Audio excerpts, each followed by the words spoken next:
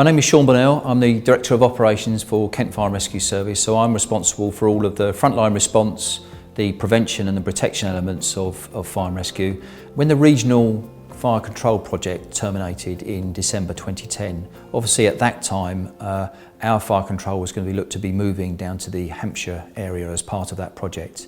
It really enabled us to be able to look at what the options were going to be for Kent going forward. And we looked at a range of different options of working with different emergency service partners. For us, the clear one in moving forward was for us to be able to remain within Kent and to look at a fire police collaboration working off of the same command and control system in the future. We really sat down and scoped out the project for us and where we wanted to be in the future, with us both working ultimately off of the same mobilising platform, because from both police and fire we could see the benefits that that could bring not only to our staff but to the public of Kent and Medway. We really then divided the project up into about 3 phases.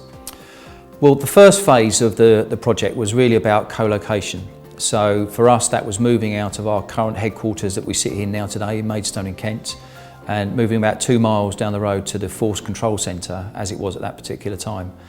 That really involved the moving of our current system across to there. We already had what would be our disaster recovery system there, so in some ways it was a quite straightforward move across there to be working on the existing system.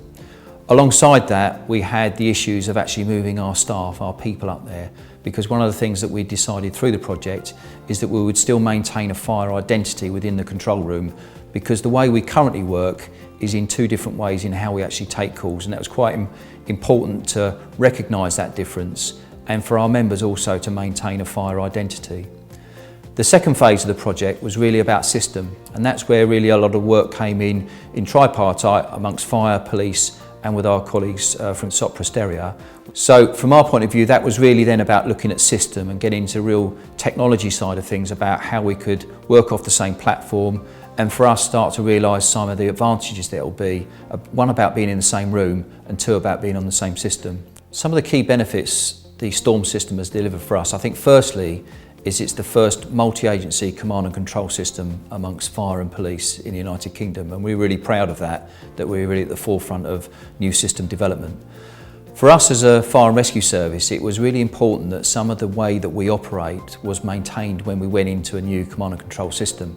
And an example of that is the 2 ways in which fire and police currently work. Police currently work from having a call taker and a dispatcher type system, whereas fire take the emergency call and actually stay with that caller right the way through to when we actually arrive at scene.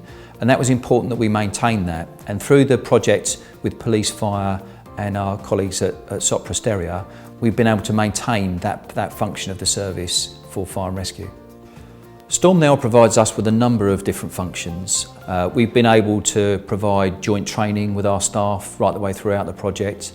But one of the key things, if you look towards what the system actually delivers for us, we want the system and wanted the system, and we have now a much more efficient system in taking calls, mobilising to incidents and sharing information.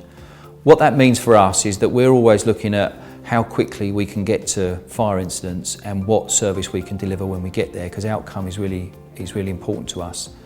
What we have now with the Storm system is that we have the functionality, if I take auto vehicle location system, or AVLS as we call it within service, we're able now to actually look at what is the nearest resource, and not just the nearest, but what is the resource with the right attributes, the right equipment on that fire engine or whatever appliance it is.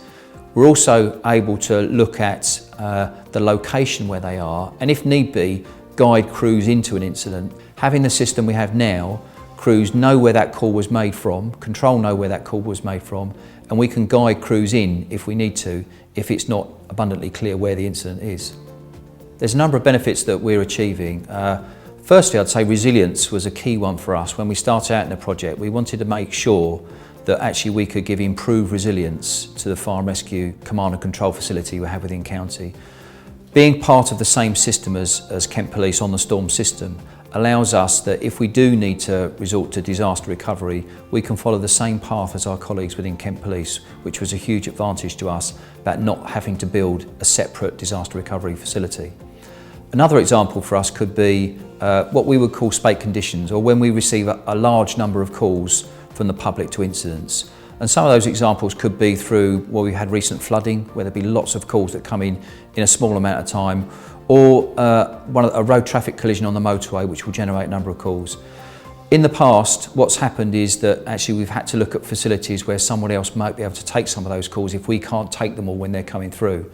With the project we've got now, being in the same room as Kent Police, we're able to pass the calls across to Kent Police using the storm system, and then those calls can come back to fire for mobilising within a very short space of time.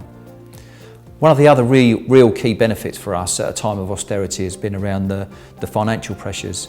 And for us, this project from start to finish is delivering for us around 2 million savings by 2020. So over that 10-year period, when we've looked at the people, we've looked at the system, and we've looked at the improvements, we think that's a real tangible saving that we've been able to pass on as part of this particular project. Another example of one of the benefits of moving to the storm system within Kent Police for us has been around interoperability. And we've seen that in a number of different incidents that we've had, large-scale incidents or small incidents, where we've been able to very quickly liaise with Kent Police and a number of other partners via our location that we have now. We also have access now within the control room to the vast CCTV network that there is across the county. We've even been able to watch incidents developing, watch our crews arriving, and actually instruct our crews around certain types of hazards that they may be encountering at incidents via that particular network.